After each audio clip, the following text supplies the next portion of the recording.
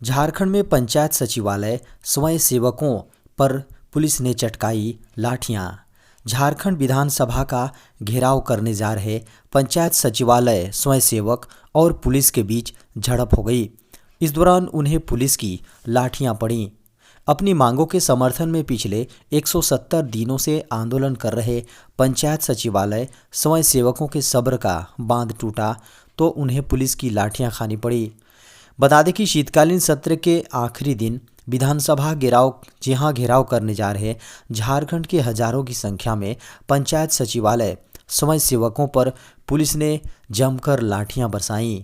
बता दें कि पंचायत सचिवालय स्वयंसेवक जैसे ही जगन्नाथ मंदिर के नज़दीक पहुंचे, पुलिस के द्वारा उन्हें रोका गया। विधानसभा जाने की जिद कर रहे पंचायत सचिवालय स्वयंसेवकों ने इस दौरान पुलिस बैरिकेडिंग तोड़कर जाने की कोशिश की। पुलिस ने पहले वाटर कैनन से उन्हें रोकने की कोशिश की, इसके बाद आंदोलनकारियों पर जमकर लाठियां चटकाई। झारखंड में सर्दी का जबरदस्त सितम, स्कूलों को बंद रखने का आदेश। झारखंड में सर्दी को लेकर शीतलहर को देखते हुए सभी सरकारी विद्यालयों को बंद करने के आदेश जारी कर दिए गए हैं। झारखंड सरकार के स्कूली शिक्षा एवं साक्षरता विभाग की ओर से गुरुवार को इसका आदेश जारी किया गया है। बता दें कि जारी आदेश में कहा गया है कि झारखंड में शीतलहर के बढ़ते प्रभाव को देखते हुए झारखंड के सभी सरकारी, गैर सरकारी, गैर सहायता प्राप्त अल्पसंख्यक स्कूल सहित एवं सभी निजी स्कूलों को बंद किया जाता है। कहा गया है कि झारखंड के ये सभी विद्यालय 26 दिसंबर से 31 दिसंबर 2023 तक बंद रहेंगे।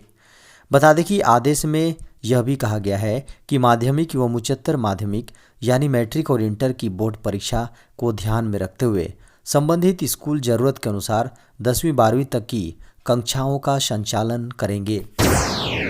झारखंड में होगी 4900 सिपाहियों की भर्ती। झारखंड में झारखंड कर्मचारी चयन आयोग यानी जेएसएससी की ओर से विज्ञापन निकाला गया है। विज्ञापन के अनुसार झारखंड में 4900 सिपाहियों की भर्ती होगी। बता दें कि यह नियुक्ति झारखंड कर्मचारी चयन आयोग की ओर से की जाएगी। इस नियुक्ति में झारखंड रक्षा शक्ति यूनिवर्सिटी से स्नातक या डिप्लोमा या जहां पास आउट छात्रों को मेरिट लिस्ट में वेटेज दिया जाएगा। डिस्टिंक्शन को 10 अंक, फर्स्ट डिवीजन पास को 8 अंक, सेकेंड डिवीजन को 6 अंक और पास को 4 अंक दिए जाएंगे। ऑनलाइन आवेदन 15 जनवरी से शुरू होगा। आवेदन करने की अंतिम तारीख 14 फरवरी 2024 निर्धारित की गई है। इच्छुक और योग्यता रखने वाले कैंडिडेट 15 जनवरी से 14 फरवरी तक ऑनलाइन आवेदन जमा कर सकते हैं। झारखंड में अंगीठी जलाकर सोए किशोर समेत 4 लोगों की मौत। झारखंड के सिरसी गांव में तेज ठंड से राहत पाने के लिए कमरे में कोयला जलाने से पैदा हुए धुएं में दम घुटने से एक किशोर समेत 4 लोगों की मौत हो गई है। मीडिया की खबरों को माने तो यह घटना झारखंड के सिरसी गांव की है। पुलिस के अनुसार गुरुवार को यह जानकारी मीडिया को दी गई है। मीडिया की खबरों को माने तो ये सभी बिहार के बक्सर जिले से थे और सिरसी में एक संस्थान से कंप्यूटर कोर्स कर रहे थे। मीडिया की खबरों को माने तो प्रथम दृष्टिया ऐसा प्रतीत होता है कि इन लोगों ने तेज ठंड से बचने के लिए बुधवार को अपने किराए के मकान के कमरे में कोयले जलाए थे और धुएं के कारण से इनकी दम घुटने से मृत्यु हो गई। खबरों को माने तो कोई आहट नहीं मिलने पर स्थानीय लोगों ने कमरे का दरवाज़ा तोड़ा और पाया कि ये युवक बेसुध पड़े थे। बताया गया है कि शवों को पोस्टमार्टम के लिए भेज दिया गया है और मृतकों के परिजनों को सूचना दे दी गई है। झारखंड में पड़ोसी राज्यों से टेट पास को मिली बड़ी राहत, सी टेट को भी मिलेगा फ़ायदा। शिक्षक भर्ती की तैयारी कर रहे उन हज़ारों की संख्या में छात्रों के लिए अच्छी खबर है जिन्होंने केंद्रीय शिक्षक पात्रता परीक्षा यानी सी टेट या किसी अन्य राज्यों से टीचर एलिजिबिलिटी टेस्ट यानी टेट एग्ज़ाम पास किया है। ऐसे सभी उम्मीदवार अब झारखंड में निकलने वाली शिक्षक भर्ती के लिए अप्लाई कर सकेंगे। झारखंड उच्च न्यायालय ने एक याचिका पर सुनवाई करते हुए झारखंड के अभ्यर्थियों को बड़ी राहत दे दी है। झारखंड उच्च न्यायालय ने सीटेट और पड़ोसी राज्य से टेट एग्जाम पास कर चुके उम्मीदवारों झारखंड में 26,001 पदों पर निकली सहायक आचार्य भर्ती में भी शामिल करने का निर्देश दिया गया है।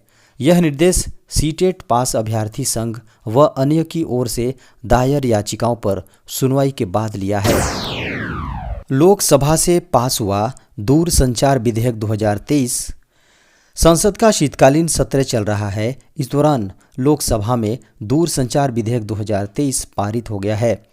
इस विधेयक को काफ़ी लंबे समय से इंतजार किया जा रहा था। केंद्रीय दूरसंचार मंत्री अश्विनी वैष्णव ने इस विधेयक को पास कराया। दूरसंचार विधेयक 2023 को बड़े सुधार के रूप में पेश किया गया है।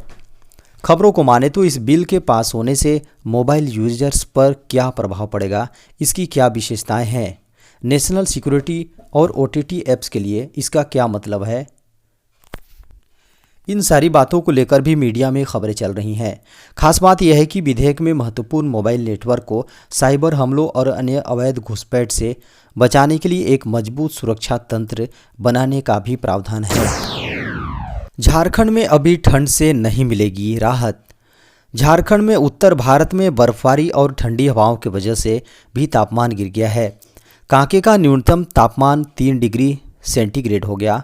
झारखंड की राजधानी रांची के न्यूनतम तापमान में भी 0.4 डिग्री सेल्सियस की गिरावट दर्ज हुई है, जिससे न्यूनतम तापमान घटकर 9.4 डिग्री सेल्सियस हो गया। भारत मौसम विज्ञान विभाग यानी IMD के अनुसार अगले कुछ दिनों तक सुबह में कोहरा छाया रहेगा, दिन में बादल छाए रहने का भी अनुमान लगाया गया है।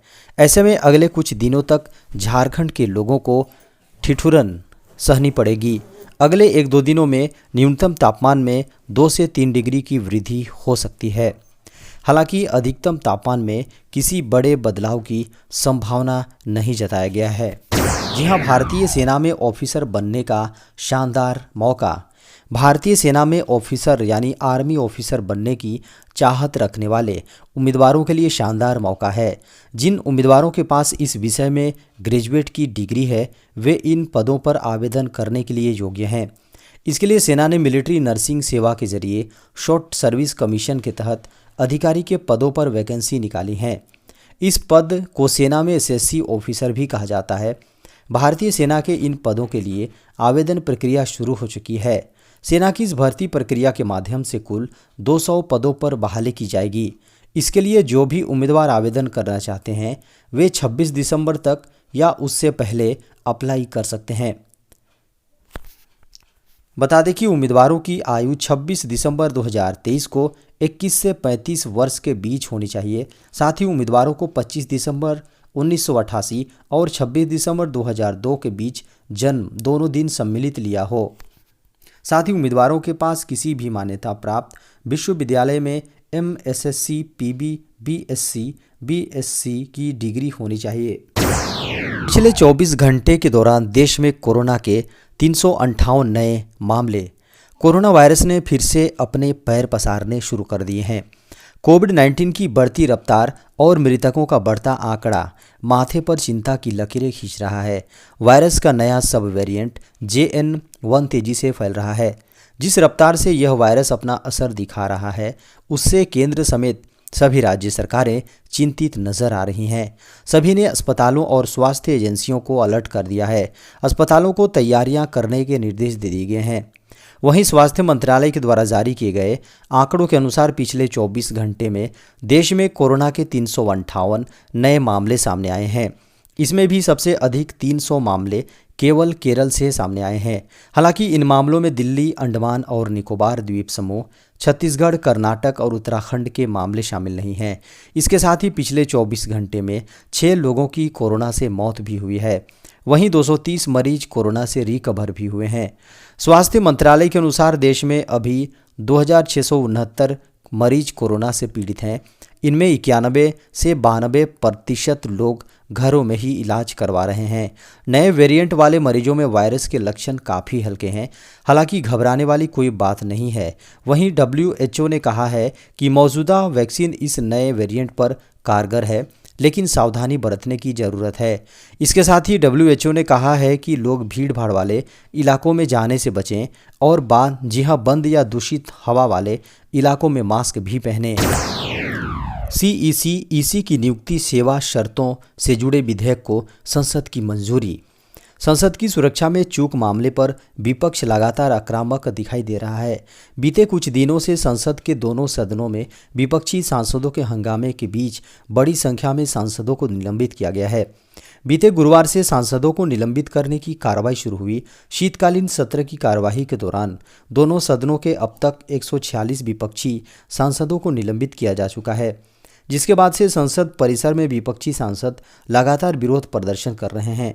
कांग्रेस ने केंद्र पर गंभीर आरोप लगाते हुए कहा कि कुछ कठोर विधेयकों को बिना चर्चा के पास करने की सत्ता पक्ष की मंशा है। CEC निर्वाचन आयुक्तों की नियुक्तियों एवं सेवा शर्तों से संबंधित विधेयक को संसद की मंजूरी मिल गई है। इस विधेयक को राज्यसभा में 12 दिसंबर को पारित किया जा चुका है, वहीं लोकसभा में इसे ध्वनि मत से पारित किया गया। मुख्य निर्वाचन आयुक्त और अन्य निर्वाचन आयुक्त सेवा विधेयक की लोकसभा में चर्चा हुई।